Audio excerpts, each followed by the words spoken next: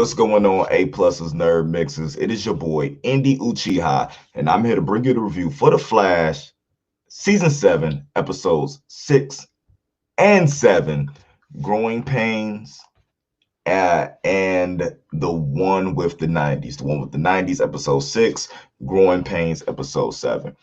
The one with the 90s, let's start off with the episode that came first. What was a very, very interesting and entertaining episode because it dealt mostly with Chester, Cisco, the abilities and the powers of the Steel Force.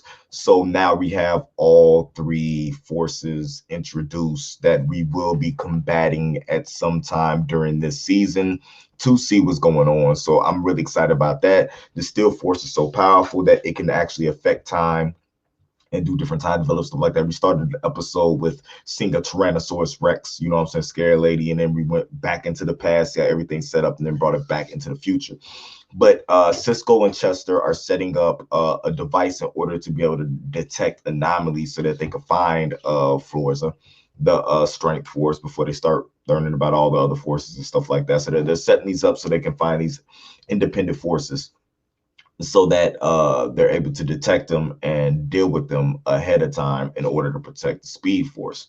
And the super dope thing about this is that when Chester and Cisco are out doing it, they get caught in one of the Steel Force ways, the sense that like changes everything around them to have to match up with the 90s. So they have to adapt and do everything. Not only are they transported back to the 90s, they're also stuck in a loop. Amazing. They did time travel. They did Groundhog's Day, because like it's basically just going to travel back in time and get stuck in 1998, repeat the same day over and over again. And the whole time they're doing that, you know, you got the Speed Force, who is looking like Nora, who is obviously who their daughter is named after, being Barry's mom. Comes back looking, attaching itself to the family, to Barry and stuff like that, really feels an attachment to it. Iris and the Speed Force start to bond, which actually more of that happens in episode 7 with the fallout from that is. But man, Cisco and Chester together are hilarious, amazing. I don't I don't even know, like I didn't even think.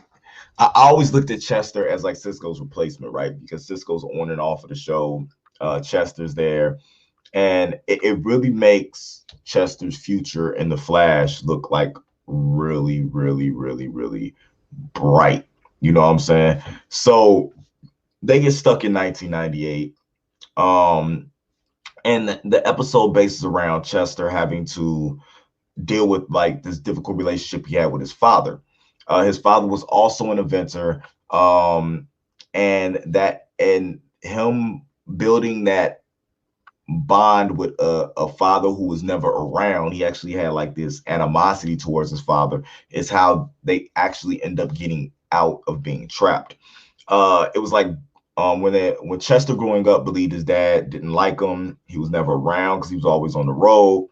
But Chester, watching what's happening and dealing with what his father's going through, understanding that his father did little things to help Chester grow because he wasn't going to be there. It was like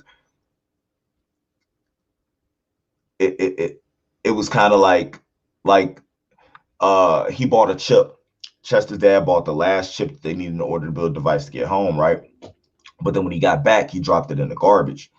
And when Chester went there posing as somebody else in order to get the chip from his dad, it was interesting because his dad was like, "No, I'll leave this here for my son so that he could find it on himself." Realize he doesn't need anybody to do anything, like making him adapt these resources. So it is crazy. Like Chester approached his father, who revealed that he worked so hard for his son, even though he wasn't around much. He took every opportunity that he had to teach him lessons of the future.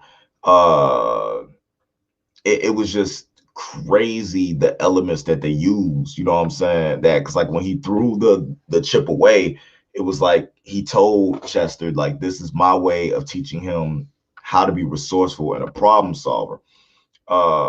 Chester's worth, and he actually stated Chester's worth any sacrifice I have to make. When it comes to him, I don't believe in quitting. Uh, that hit home to me because I had a similar situation, you know what I'm saying, growing up. Uh, not reconnecting with my pops until, you know what I'm saying, was older, but seeing everything that he laid out in order to understand what was going on.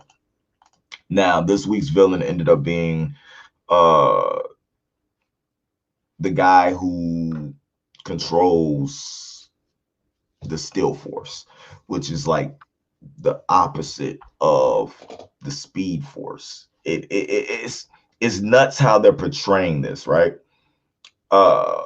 And I'm curious into seeing where this is going because I don't remember the Steel Force being portrayed like this in the comics. So this is going to be pretty interesting to me, right? Um, Having done that and understanding what his father did for him, you see Chester have this type of confidence. You know what I'm saying? And when it came time for them to face off against the Steel Force or the person who's holding or the conduit for the Steel Force, Dion, um, uh, Dion's power is kind of created a time loop because he didn't like what happened to him in the future and he wanted to just relive his best day over and over again. Um, and rather than getting free, getting the Flash and beating everybody up to save the day, man, Chester used that Naruto talk no jutsu, which which made Dion see that he had the power to change his future, right? But I don't think that's going to be a good thing. I really think that's going to make Dion go and just mess up the future more. We see what happens when you try to change time in order to change something. What happens? We've seen Flashpoint, so it makes me wonder what's going to go on in there. But Cisco and Chester's friggin' 90s adventure is going to affect whatever is going to happen in this season. It made Chester grow up. It made him understand what his father went through. And I really feel like you'll see the effect on him when it comes to being in future episodes. And I think it was a growing point for the character so that in order for them to move forward, if they're not going to have Cisco or something like that, they needed to be able to have Chester step up and take that inventor role and be somebody that the fan base feels like they can trust. You know what I'm saying? When Cisco has been the one that we looked at in that role for forever. But with Cisco being off with his girl and doing the whole thing with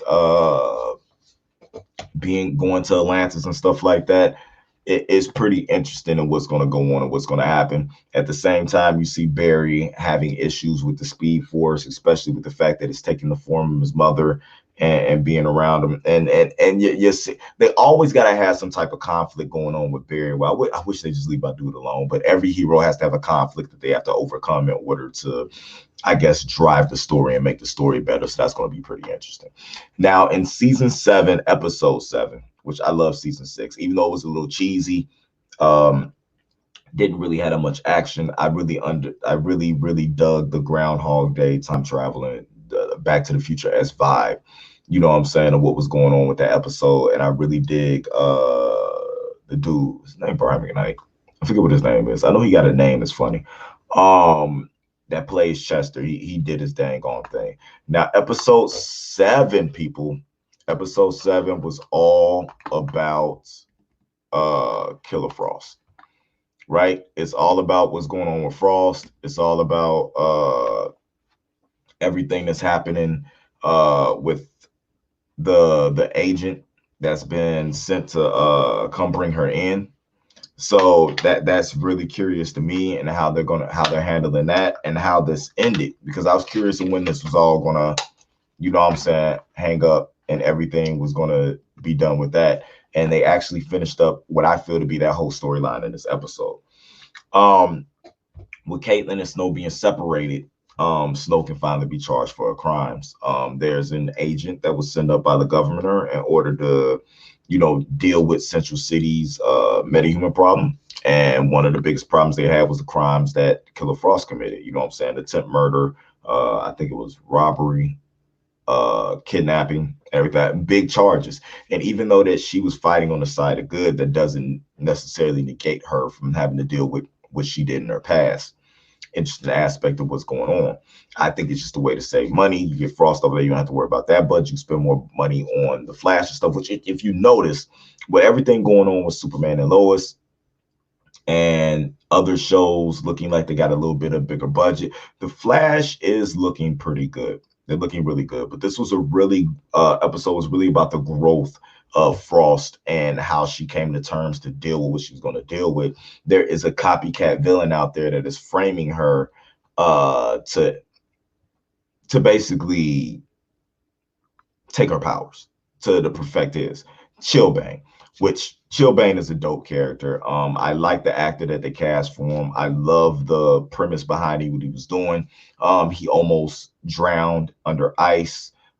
He feels that ice controls life and death, and feels that Killer Frost has been admiring Killer Frost, following her, doing everything like that, and feels like she is the not using her powers to their fullest ability. So he sets up a crime scene in order to lure her out, ends up scanning her so that he could perfect his own powers, has these little ice gauntlets. They duel it out. But the whole thing is her coming to a realization that she has to be held accountable for her actions, which was really, really, really cool. They even threw the curveball in and distracted what was going on by somebody giving out a tip, which was Chillbane, in order to get Snow, you know what I'm saying, arrested, saying that she was Killer Frost. But as soon as her DNA comes back and she doesn't have a metahuman trait, she'll be released. But Frost takes it into her own hands to go try to take this villain down. You get a cool S fight, although kind of cheesy, and she ends up taking him down. They take the Flash out of the Flash is dealing with what's going on with the Speed Force, which is very interesting because she's like a battery. She's got him like overcharged. He can't control his powers. He's trying to learn his powers again. But the whole thing with him is him trying to deal with her being there wearing his mom's face. I wish they would have went deeper into that they hinted at it, but I wish it was more of an emotional tear for him to get over. I kind of wish that didn't happen in one episode. But it was even the hints in it that the Speed Force could possibly be evil, messing with his powers and stuff, trying to get him caught up and different things like that. Because you already had the bonding of the Speed Force and Iris. Now you have Barry, you know what I'm saying, accepting what's going on, trying to keep the Speed Force safe. That this is going to be an evolutionary jump in his powers, I feel, with the Speed Force being born through, you know what I'm saying, him and what he did. So that's going to be pretty interesting. Frost gives herself up and is going to do time for what she done. Allegra doesn't want it to happen. Allegra's been in Iron Heights, so she understands what Frost is getting ready to go through. So that's going to be pretty interesting how they handle that situation. I think this is just a way to get Frost off, because getting her off and not having her there later in the season, even if she comes back, takes away one of the ways they have to stop the forces. Because if you don't have that aspect of letting her chill the air, do what she need to slow things down, it makes them have to figure out a little bit more, makes it a little more tougher for our hero to be able to defeat these enemies that have come forth to try to take out the Speed Force. So this episode with Frost and the whole "it's getting hot in here," the spending too much budget on licensing for music when they could spend it more in the episode itself. But that was an interesting fun. It almost felt like Frost is going through puberty, you know what I'm saying, at a just at that moment. It was pretty cool, man. I like the fact that she was able to just actually have an episode to herself where she was able to be a hero and understand what matters. You know what I'm saying? And at the same time, even though I feel like they did it too quick, that the wrap up with the Speed Force and letting them move ahead to where they need to be with stopping these forces, is going to be very interesting to me. So I was really pleased with this episode. I watched it. I enjoyed it. And man, I literally can't wait till next week. Sorry for having to do 2 episodes at the same time. It's not going to happen again. I'm going to be on point with this. Been under the weather, not feeling real good, trying to get back into the groove of things. But I appreciate you guys for sticking with us, you know what I'm saying, here at A Plus Hero Report. Just to let you guys know, if you want to support the page, we do have a Patreon available that you guys can check out. Bunch of tiers, bunch of content on there for A Plus Hero Report and A Plus More Phenomenal. $1 gets you started. We got $1, $5, and $10 teas, but $1 gets you in there. We have a dedicated Discord, you know what I'm saying, just for the Patreons. You guys check that out. Support the channel. Help us get some new equipment. You know what I'm saying? Help us bring you more content. You know what I'm saying? Because everything that you give us goes right back into this channel and to be able to bring y'all better content and content more often. So guys, remember to put your comments in the comments below. Let's talk about these 2 episodes. I'm pretty curious where y'all think these things are going. There will be a breakdown on the different forces coming to Patreon. So that'd be another reason for you guys to come over there to join. Video breaking down each individual force, comic lore, and where we think they're going at in the show. So you guys tune into that. That's coming next week. So make sure you go ahead and join onto Patreon so you can get down with that. And go stream my album. Just search Indie Uchiha. Hits is out. The prequel Journey to Hits is out. So you guys can go check out both of them. And I will be giving away free hard copies of both here very soon. But guess what you got to do? You got to stay tuned to everything that's going here on A Plus Hero Report and A Plus More Phenomenal to find out where and when. Until next time, guys, Indie Uchiha, keep it A+, and thanks for tuning in. Indie out.